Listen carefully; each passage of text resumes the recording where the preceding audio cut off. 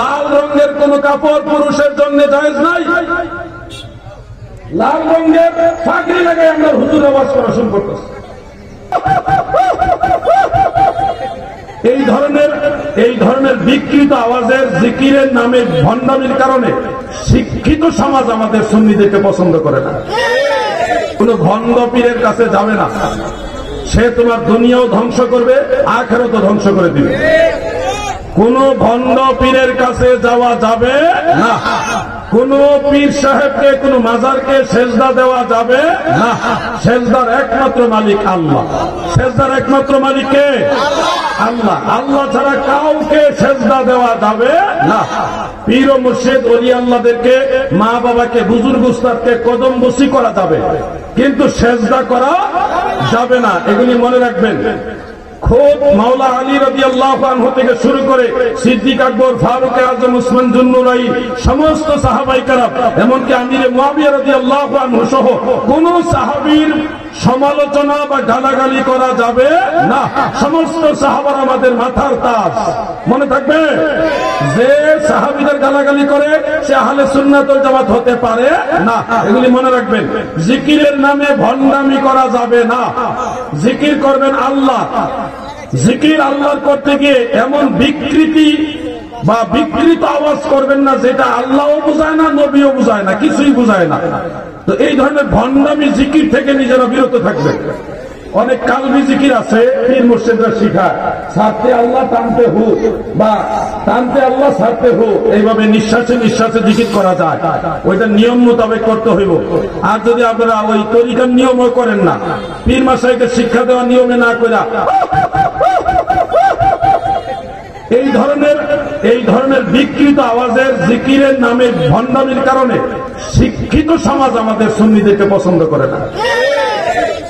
মাথায় একটা ফাগড়া লাগাইছে, তাও রুমাল দিয়া, মহিলাদের রুমাল দিয়া, আবার গলায় আরেকটা ঝুলাইছে। ভাই, এত কাপড় গায়ে দেশকামে, তোর কাপড় দেখলে আমার গরম লাগে।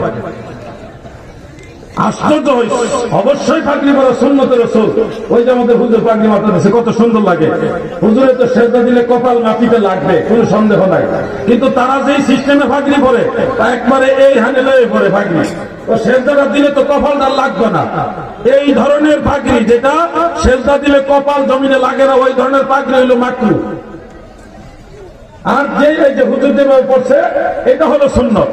সেজদা দিলে কপাল জমিনে লাগতে হবে। এই নিয়মগুলি আপনাদের জানা থাকতে হবে। আর কোটি 3-4টা লাল রঙের কোন কাপড় পুরুষের জন্য জায়েজ নাই। লাল রঙের পাগড়ি লাগাই আমরা হুজুর আওয়াজ করা শুরু করতেছি। লাল কাপড় পুরুষের জন্য মাকরুহ, আর লাল রঙের পাগড়ি লাগাই হুজুরা লাইন ধরে আওয়াজ করতেছে। আলাউদ্দিন জাহাদের বিরুদ্ধে আবার খেপে। আমি কি করতাম, আমি কি জায়েজ করতে পারবো? প্রিন্সিপাল হুজুর, আমি যদি আজকে কই লাল কাপড় জায়েজ, কালকে তো আপনি আমার বিরুদ্ধে দাঁড়াইবেন। কি কথা ঠিক না? আমি যদি আজকে বলি লাল রুমাল ব্যবহার করা যাবে, লাল পাগড়ি ব্যবহার করা যাবে, কালকে হুজুরি আমার বিরুদ্ধে ফতোয়া দিব। জিহাদ হিসাবে এই মাসলা ভুল কইছে। এখন ভুলটাও কইলে বিপদ, সত্যটা কইলেও বিপদ। আমি বলছি মাঝখানে বড় ঝামেলা। আপনারা মিলেমিশে থাকেন, ঐক্যবদ্ধ থাকেন, ইসলাম এবং সুন্নিয়তের পথে থাকবেন, আহলে সুন্নাত ওয়াল জামাতের হক পথে থাকবেন। এই আহ্বান রেখে, না আমার লজ্জা দিয়েন না, আমি আপনাদের খেদমতে, না আমি লোক নিয়ে আসতে 2 মিনিট একটু দরুদ শরীফ পড়ুন। আল্লাহুম্মা সাল্লি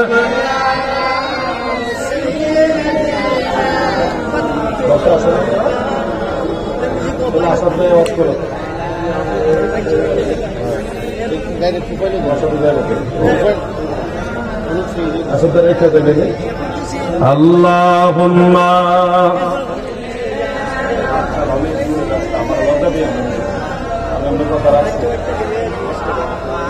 ওয়ালা আলি সাইয়্যিদিনা।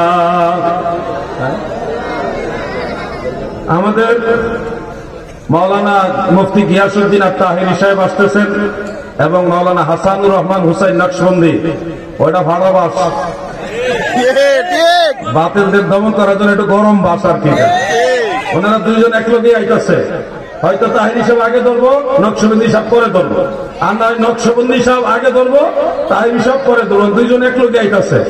আইতে গিয়ে দেখা গেছে এখন একটু সময়ের মধ্যে গ্যাপ। আমার সাথে খুলনা থেকে একজন মেহমান আসছে, আপনারা মনে করেন বোনাস হিসেবে পেয়ে গেছে। সেই খুলনা ঝিনাইদহ জেলার মুফতি মাওলানা আসাদুজ্জামান, অত্যন্ত সুকণ্ঠী এবং ভালো একজন বক্তা, ভালো একজন আলেম। তিনি কিছুক্ষণ আলোচনা করবে, এরপরে হয় তাহিরি ভাই আসবে, না নকশবন্দি ভাই আসতেছে। এইটুকু আপনাদের কাছে দাবি রাখলাম। এটা একটা ঐতিহ্যবাহী মাহফিল, মাহফিল একটা এবাদত মনে করবেন, এখানে মনোরঞ্জনের জন্য না, এবাদত মনে করে আপনারা মাহফিলে থাকবেন এবং আনন্দের সাথে ওনার আলোচনা শুনবেন ইনশাআল্লাহ। আজকে ও লেখা ভুল হয়েছে, মাহফিল কিন্তু 79 বছর ধরে চলতেছে। সবাই বলেন মারহাবা। হ্যাঁ 48 লেখছে, কোথায় 79 আর কোথায় 48? হায় হায় হায় হায়।